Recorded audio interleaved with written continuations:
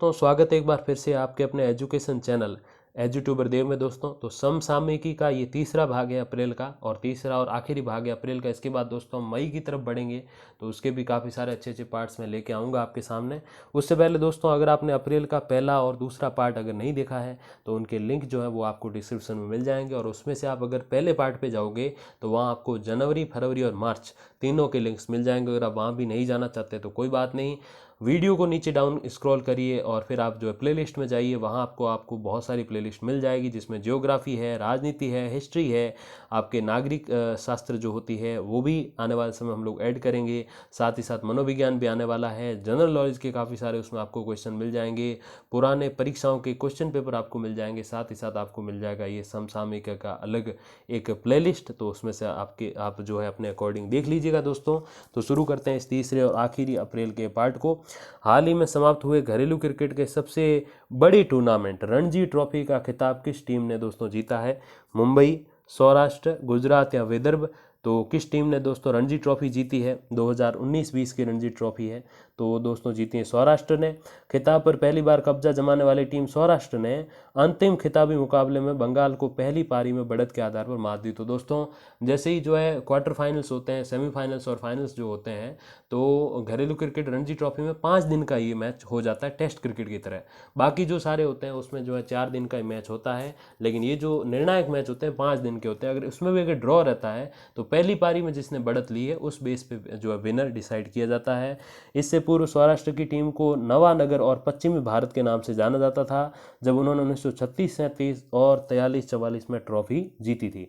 1950 में इस टीम को सौराष्ट्र के नाम से जाना जाने लगा, और उसके बाद इन्होंने पहली बार ये ट्रॉफी जीती है।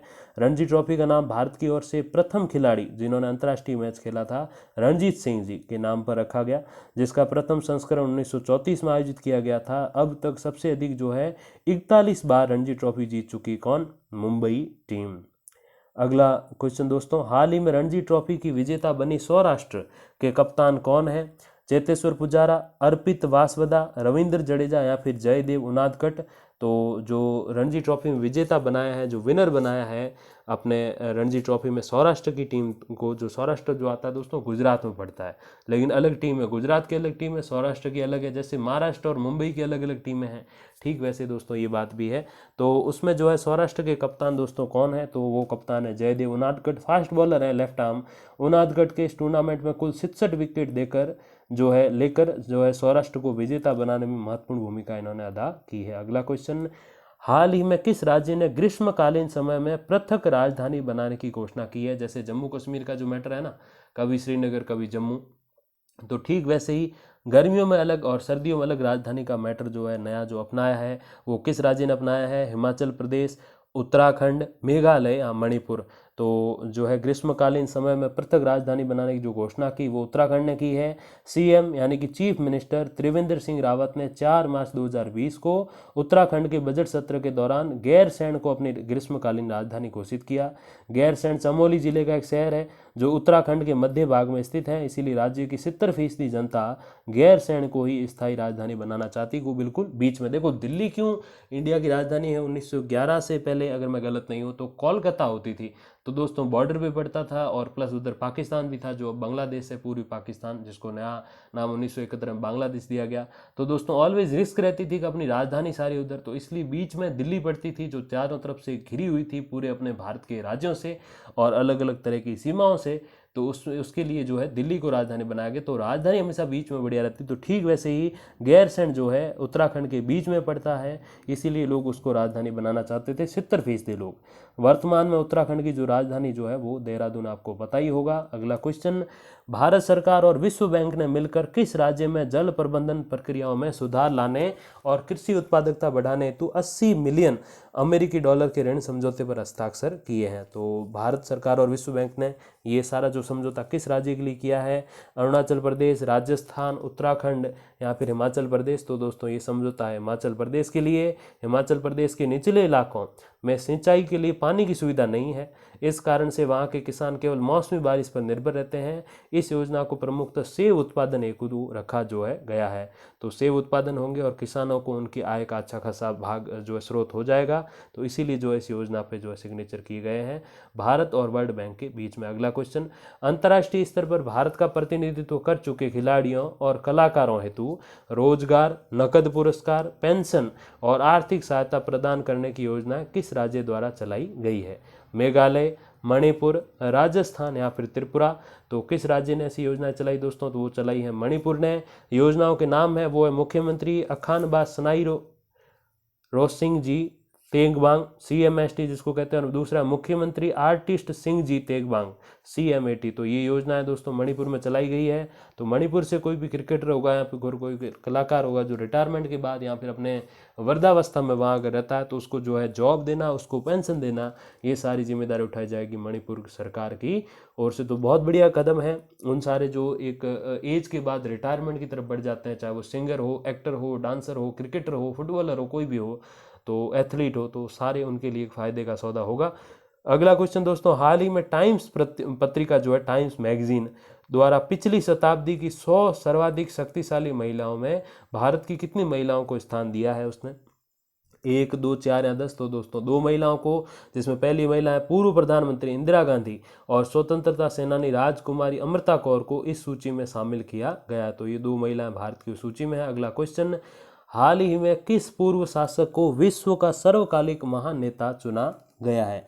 तो कौन से वो नेता है, कौन से वो राजा हैं पुराने जिनको सर्वकालिक महान नेता चुना गया है? Vincent Churchill, Abraham Lincoln, Ranjit Singh या फिर एलिजाबेथ प्रथम? तो कौन से वो राजा दोस्तों? तो वो राजा रणजीत सिंह। पंजाब के शेर नाम से मशहूर रणजीत सिंह का जन्म जो है वो 1780 में पंजाब के गुजरांवाला में हुआ था, जो कि पाकिस्तान में पड़ता है। उनके 40 वर्षीय शासन के दौरान ब्रिटिश सेना कभी भी उन पर हमला नहीं कर सकी। उन्होंने पंजाब में कानून व्यवस्था स्थापित की और एक धर्मनिरपेक्ष शासन संस्था चलाई उस समय भी। देखो दोस्तों आप, कितनी बड़ी बात है, 1700-1800 की आसपास की बात है। तो और किसी व्यक्ति को उन्होंने कभी मृत्युदंड नहीं दिया, तो उनका एक अलग जो है इतिहास रहता है दोस्तों, जो कभी मृत्युदंड नहीं देते। 5000 से अधिक पाठकों द्वारा प्रदत्त मतों के आधार पर, तो ये किसी ने अपने मन माफिक नहीं चुना है इनको, 5000 से अधिक जो है पाठक थे उस मैगजीन के, उन्होंने जो है मत किए, उन्होंने वोट किए, उस आधार पर महाराजा रणजीत सिंह को पहला स्थान मिला जिसमें 38% मत थे। अफ्रीकी स्वतंत्रता सेनानी एमी लकर कैब्रल को सेकंड स्थान मिला जिसमें 25% मत थे। फिर पूर्व ब्रिटिश प्रधानमंत्री विंसेंट चर्चिल को तीसरा स्थान मिला, 7% वोट। फिर पूर्व अमेरिकी राष्ट्रपति अब्राहम लिंकन को चौथा, और ब्रिटिश की महारानी एलिजाबेथ प्रथम, अभी जो है वो एलिजाबेथ द्वितीय हैं, उनको जो है 5वां स्थान इसमें मिला है दोस्तों। अगला क्वेश्चन, अंतर्राष्ट्रीय महिला दिवस कब मनाया जाता है दोस्तों? 1 मार्च, 3 मार्च, 8 मार्च या फिर 15 मार्च को? तो अंतर्राष्ट्रीय महिला दिवस जो है दोस्तों वो मनाया जाता है आपके जो है 8 मार्च को। इस मौके पर राष्ट्रपति भवन में विशेष कार्यक्रम आयोजित करके नारी शक्ति पुरस्कार प्रदान किए जाते हैं। अगला क्वेश्चन, महिला सशक्तिकरण में योगदान हेतु नारी शक्ति पुरस्कार 2019 से सम्मानित धाविका कौन है? मन कौर, दुती चंद, हिमा दास या फिर इनमें से कोई नहीं? तो नारी शक्ति पुरस्कार 2019 से जो सम्मानित धाविका वो मन कौर है, उनकी उम्र 104 साल है। 104 वर्षीय मन कौर के अतिरिक्त ये पुरस्कार भारतीय वायुसेना की प्रथम महिला फाइटर पायलट मोहना जीतवाल को, बिहार में मशरूम की खेती को प्रसिद्ध बनाकर मशरूम महिला के रूप में जानी गई बीना देवी समेत जो है टोटल 15 महिलाओं को दिया गया, जिन्होंने 2019 में महिला सशक्तिकरण हेतु अपना अहम अलग योगदान दिया है। राष्ट्रपति के हाथों इस पुरस्कार में दोस्तों प्रमाण पत्र के साथ 2 लाख रुपए रोकड़ राशि भी दी जाती है, तो ये सबसे अच्छी बात है। अगला क्वेश्चन, हाल ही में भारत पहली बार विश्व के हथियार निर्यातक देशों की सूची में शामिल हुआ है। भारत ने इस सूची में कौन से स्थान से पदार्पण किया, कौन से स्थान से डेब्यू किया है? 10वें, 5वें, 30वें, 33वें? तो दोस्तों अब तक भारत की ये हालत थी, मतलब मोदी जी के आने से पहले तक, कि भारत हमेशा हथियार खरीदता ही खरीदता था, कभी बेचने की हिम्मत नहीं हुई, क्योंकि हम खरीदने से फुर्सत नहीं मिले। तो इसीलिए क्यों भारत में बनते भी नहीं थे और विकास की तरफ इतना ध्यान भी नहीं दिया कि हम कभी निर्यातक भी बन सकते हैं। तो आयात मतलब खरीदना, निर्यात मतलब बेचना। तो भारत कभी भी अपने हथियार बेच नहीं पाता था, क्योंकि हमारे देश में इतनी ज़रूरत थी, उससे कम हम पैदा करते थे, हथियार कम बनाते थे, तो इसीलिए प्रॉब्लम थी।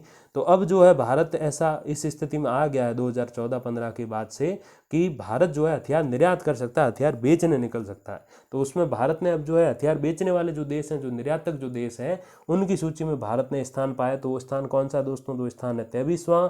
इस सूची में प्रथम स्थान पर अमेरिका है, जिसका पिछले 5 वर्षों के दौरान विश्व के सभी देशों द्वारा निर्यात किए गए हथियारों में 1/3 हिस्सा, यानी कि अगर विश्व में कहीं 3 अगर जो है हथियार बिकते हैं तो उसमें से एक जो है अमेरिका का हथियार जो है होता है। तो दोस्तों आप देखिए अमेरिका कितना सुपर पावर है। दूसरे और तृतीय स्थान पर जो है वो रूस और फ्रांस है।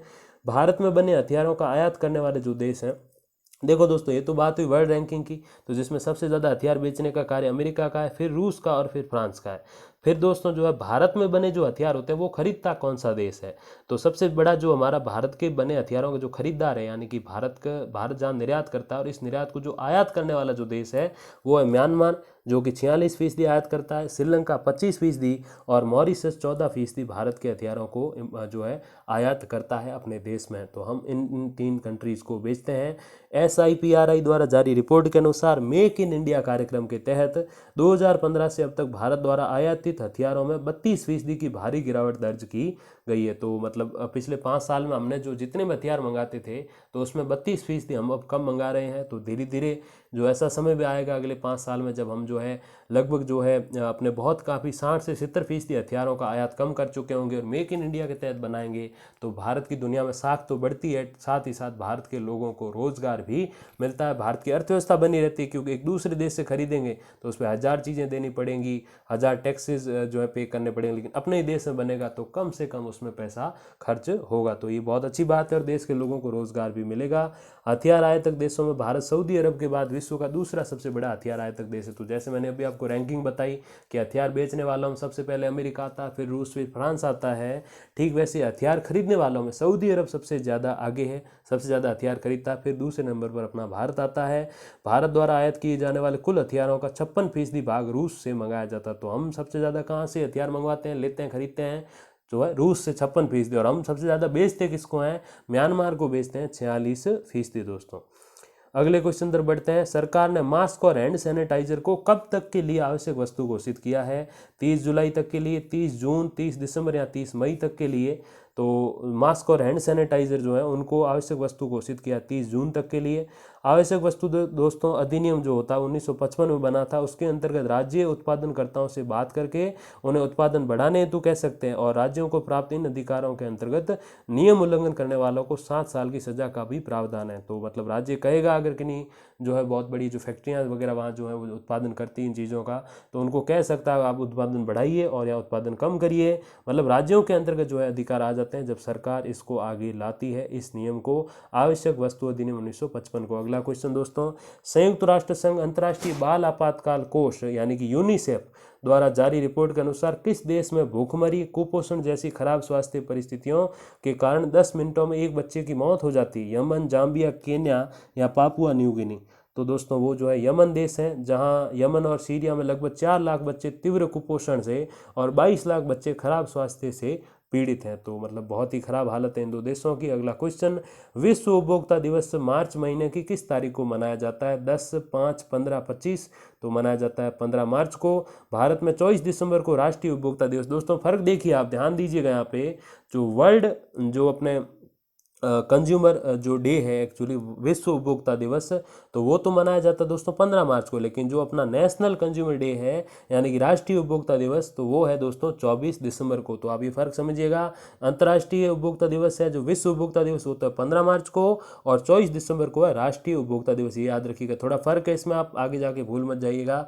विश्व उपभोक्ता दिवस 2020 का विषय जो है, वो जो थीम है वो है द सस्टेनेबल कंज्यूमर यानी कि सतत ग्राहक है, जिसका उद्देश्य पर्यावरण को हो रहे नुकसान के बारे में लोगों को बताना और वैश्विक जलवायु परिवर्तन के बारे में जागरूकता फैलाना। वर्ष 2019 का थीम जो था वो था ट्रस्टेड स्मार्ट प्रोडक्ट्स। विश्व में पहली बार अंतर्राष्ट्रीय उपभोक्ता दिवस जो है वो अमेरिका के पूर्व राष्ट्रपति जॉन एफ कैनेडी द्वारा 15 मार्च 1983 को मनाया गया था। अतः कैनेडी ही उपभोक्ता अधिकारों की जो है परिभाषा के जनक कहे जा सकते हैं। अगला क्वेश्चन, हाल ही में भारतीय सर्वोच्च न्यायालय के किस पूर्व मुख्य न्यायाधीश को राज्यसभा सदस्य बनाया गया है? दीपक मिश्रा, JS खेर, रंजन गोगोई या HL दत्तू? तो आपको पता होगा रंजन गोगोई। माननीय राष्ट्रपति कोविंद द्वारा ये नियुक्ति भारतीय संविधान के अनुच्छेद 80 के तहत की जाती है, वो आपको पता होगा, जो कि राज्यसभा से संबंधित है। 1954 को असम के डिब्रूगढ़ में जन्मे रंजन गोगोई के पिता केशव चंद्र गोगोई असम के मुख्यमंत्री रह चुके, मतलब उनके वो मुख्यमंत्री के बेटे हैं। गोगोई 2001 में गुवाहाटी उच्च न्यायालय में स्थायी न्यायाधीश नियुक्त हुए, 2011 में पंजाब हरियाणा कोर्ट में, 2012 में सर्वोच्च न्यायालय के मुख्य न्यायाधीश नियुक्त हुए और 2018 में सर्वोच्च न्यायालय के प्रमुख न्यायाधीश बने। तो 2012 में सर्वोच्च न्यायालय के न्यायाधीश नियुक्त हुए, या मुख्य आप काट दीजिएगा। तो 2012 में तो वो सर्वोच्च न्यायालय में सेलेक्ट हुए जज के रूप में, 2018 में प्रमुख न्यायाधीश बने। 1978 में एक वकील के रूप में अपने करियर की शुरुआत करने वाले रंजन गोगोई 17 नवंबर 2019 को रिटायर हो गए, यानी कि सेवानिवृत्त हो गए। तो उन्होंने 5 ऐतिहासिक फैसले सुनाए दोस्तों, वो देख लीजिए जरा। अयोध्या मामला, जो तो आप जानते हैं 9 नवंबर 2019 को रंजन गोगोई की अध्यक्षता वाली 5 सदस्यीय पीठ द्वारा किया गया फैसला उनके जीवन का ही नहीं, संपूर्ण भारतवासियों के जीवन का ऐतिहासिक फैसला है। सबरीमाला मामला, सबरीमाला मंदिर में महिलाओं के प्रवेश के खिलाफ जो दायर याचिका थी, पुनर्विचार याचिका, उस पर सुनवाई करते हुए उसे 7 सदस्यीय टीम को, जो बड़ी पीठ है, उसको भेजा। फिर है दोस्तों RTI यानी कि राइट टू इन्फॉर्मेशन के अंतर्गत सर्वोच्च न्यायालय को लेकर आए, जिसमें किसी भी जज पे भी जो है कार्रवाई बिठा के उसकी जांच की जा सकती है कि उसका कोई भ्रष्टाचार वाला इतिहास तो नहीं है, ठीक है, उसके बारे में कोई चीज़ें जानी जा सकती हैं। अगला जो बिंदु है दोस्तों वो ये 7 भाषाओं में फैसला। इस फैसले से पहले जो सुप्रीम कोर्ट के जो भी फैसले होते थे वो सारे इंग्लिश में होते थे, लेकिन अब इसमें हिंदी और इंग्लिश समेत 7 और जो है इन समेत कुल 7 भाषाओं को ऐड कर दिया गया है। सरकारी विज्ञापन में नेताओं की तस्वीर छापने पर पाबंदी लगाने संबंधी फैसला जो है दोस्तों वो भी रंजन गोगोई ने किया था। तो दोस्तों इसी के साथ आ चुके हम इस वीडियो के एंड पर, और आप जुड़े रहिए चैनल के साथ, आपको मई और जून के करंट अफेयर जल्दी उपलब्ध करा दिए जाएंगे। Thank you very much for watching, धन्यवाद, नमस्कार।